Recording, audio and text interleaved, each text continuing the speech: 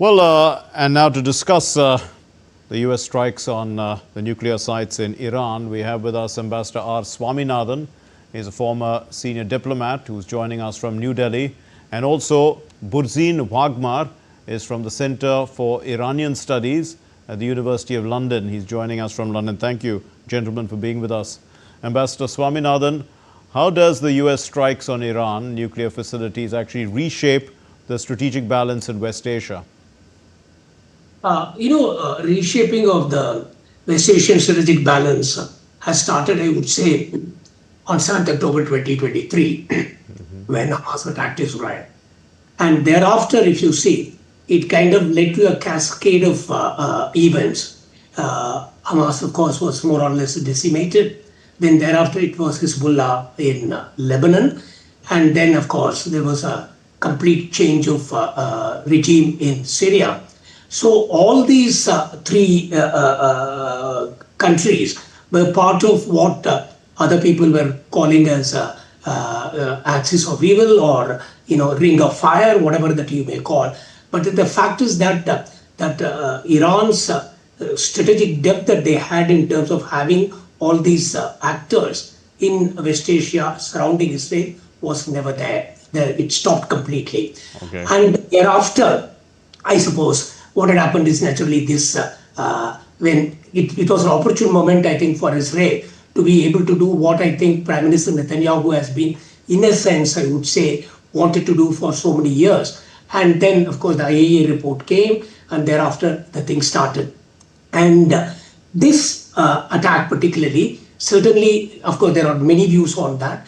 There is a view which very clearly was articulated by the President of US, Trump, saying that, the complete it has been decimated. But right. Then there has been some other reports subsequently to say that maybe the damage is not that much. But having said that, this has certainly changed the strategic balance in the place. And also another thing I would say is that, US wanted to always pivot out of West Asia and right. Pivot Indo-Pacific. So this would have a great impact on that as well also. So there has been I would say, a very big reshaping of the strategic balance in that area as of now. Indeed. Mr. Wagmar, how would Saudi Arabia be viewing, the developments? In terms of the balance, what sort of change would you see in terms of Israel, Saudi Arabia and Iran? Thank you very much for having me. That's a most recipient line of inquiry. And relief sums up what Riyadh is sensing today, this morning, the morning after Operation Midnight Hammer occurred.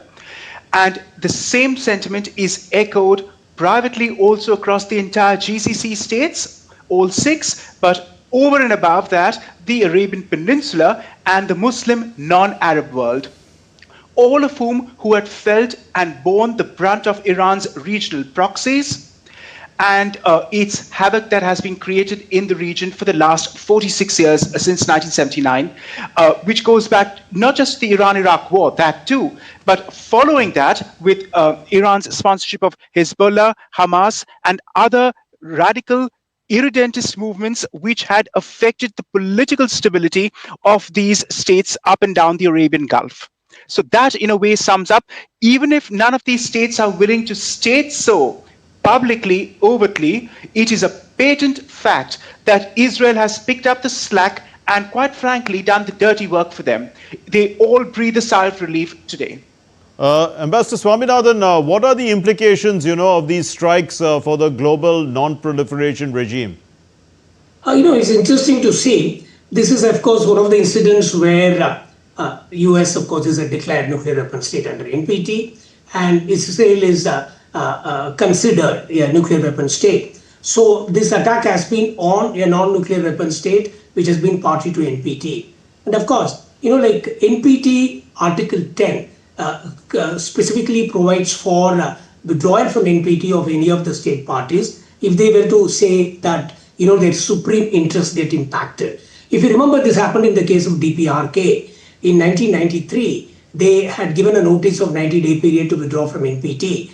And thereafter, of course, they suspended it because of certain accommodation at that point of time. And eventually, they left in 2003. So theoretically, there is a provision for Iran to leave NPT. But would they? One of the stated things that Iran did was that, like there was a snapback mechanism in terms of bringing back all the UN Security Council sanctions back on Iran in case if it was not complying with the JCPOA provisions. So there was a kind of a threat that it may happen. At that point of time, Iran was saying that if that were to happen, they will leave NPT. But then I have not really heard in the last 24 hours anything to that effect. Okay. So I assume that Iran probably is not having as an option, immediate option, but that option can always be exercised. But when that option gets exercised, then it will have a lot of implications in the region as well. For example, Saudi Arabia, Egypt, I would say many other countries in the region would aspire for nuclear weapon. So it will completely change the landscape. So, but then of course, it all depends on whether Iran would like to leave, but then that itself would have a lot of implications in terms of what it may face from US as well as Israel because of that.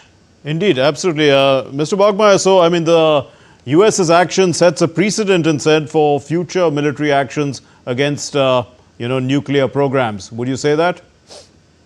No, I do not concur with that. Okay. It is only in the Iranian instance that we have seen this action undertaken, because no other country in the world, and certainly not in the Middle East theater, despite it being a conflict-ridden theater at the best of times, has ever stated officially, like one state stating for the complete annihilation and decimation of another state. Nobody in the Arab world has ever said that about the state of Israel since 1948, but the Islamic Republic of Iran has avowedly, publicly stated and iterated that over and over again. And we even see in the strikes over the last 8 days, Iran's lashing out at Israel, the strikes in question, vis-a-vis the strikes that Jerusalem has conducted against Iran, which is taking out the regime's assets, military assets. Iran's strikes are with a scattergun approach, sporadic, and attacking hospitals, civilians, and the like, which goes to show that it is out to decimate the Jewish population. It is not per se targeting decisively Israeli official establishment sites or Israeli arsenal. That is the very converse which is happening in the Israeli instance when it targets Iran. And you see that fatalities on the Iranian turf are far and few less because Israel has not targeted Iranian civilians. Indeed. Ambassador Swaminathan, so to what extent do these strikes, risk triggering a broader regional conflict? That possibility exists, of course. It also depends, I would say, on what Iran would do. As you would have seen in the papers today in the media, that the foreign minister of Iran reacted in terms of condemning and saying that everything is on the table and, there are no limits. But having said that, of course, the decision would be taken by the supreme leader, Ayatollah Khamenei. He has not said anything as far as that I know. But then theoretically, if you see, Iran does have many options. One is, of course, as we all know that US have many bases in the region. There are 40,000 troops all over. They can be a target. And then, of course, Israel can be a target. And, of course, they've already done that. And, this morning there were a number of missile strikes both on Tel Aviv and Haifa. But, there is yet another possibility, I would say. If you go back in history, 1980-88, when this Iran-Iraq war took place, at the end of it, the then supreme leader, Ayatollah Khomeini, he famously said that, I'm forced to drink this chalice of poison and stop the war. Though he didn't want to stop the war because for his own country's sake, he did that. Okay. Probably a similar moment has come now for the present leader, Ayatollah Khamenei. So what Iran does would determine in terms of whether it is going to be a regional conflagration. And I hope one really wishes, because of everybody's interest, there is de-escalation and we don't go to that side. Mr. Bogmeier, what is the potential of Iran's retaliation, directly or via their proxies? Because we know that a lot of the proxies also have been decimated in recent times. And also US military assets are close by. But the energy markets could also be affected, isn't it? Yes, Ambassador Swaminathan made some extremely germane remarks. referring to Khomeini's bitter chalice of poison, because he knew Iran was suffering attrition in July 88 when they accepted the Security Council resolution to terminate a hopeless, bloody war, one of the bloodiest of the 20th century. This time too, one would like to see if Khamenei's survival instincts do kick in, because as we are on air, Iran is facing a Berlin moment. That is to say, as the Allied forces closed in April 45, it is telling to point that bit out. Iran could lash out asymmetrically with the Houthis, and that's all it has, and certain Iraqi assets, client Shia assets towards the US bases in question. But for that, if you think about it, who does Iran have to turn to? Nobody in the Islamic world. Hezbollah is still hopping mad with Iran because it has not supported it when it was down and out and Israel decimated it last year. Bashar Assad is sitting in a dacha outside Moscow. So the Syrian client state of the Baathists is gone. Who exactly can Iran turn to? Absolutely nobody. And this is a weakening also of Putin and Xi Jinping, because both of them thought that Iran was a fulcrum in this so-called axis of resistance, and neither, despite diplomatic blandishments, has actively come to Tehran's aid for anything. And indeed, they will not do so. And insofar as closing the Straits of Hormuz threat goes, and which they want to tangibly put forward, that would be economic suicide for the regime, because the Straits are jointly controlled also with Oman. Iran doesn't have full say on the Straits per se.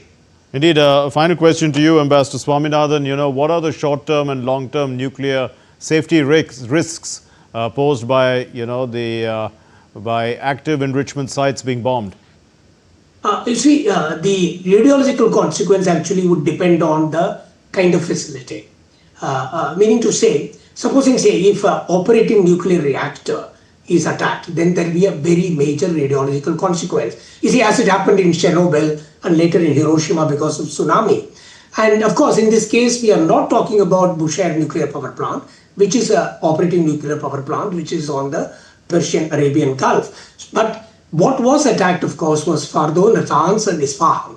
And if you were to kind of grade them in terms of radiological incidentally, there has been a report from IAEA this morning saying they have not. But they have relied on the Iranian information, sir. That's right. On top of it, there were two more information, which was, I think, by Qatar and probably UAE or UAE, I think. They have also said that they have not seen any radiological consequence as such. But one more thing is, you know, like all these enrichment facilities, they have highly enriched uranium, which is actually radioactive per se. They are actually chemically very dangerous. For example, indigestion of any of these uranium particles will be extremely toxic. But in terms of a radiological consequence, it will be, but then it is not. I'm afraid we've run short of time, so I'll have to end the discussion there. Thank you very much, Ambassador Swaminathan and Burzin Wangmai. Thank you for, you know, discussing this and enlightening us about the contexts that can be derived from today's attacks.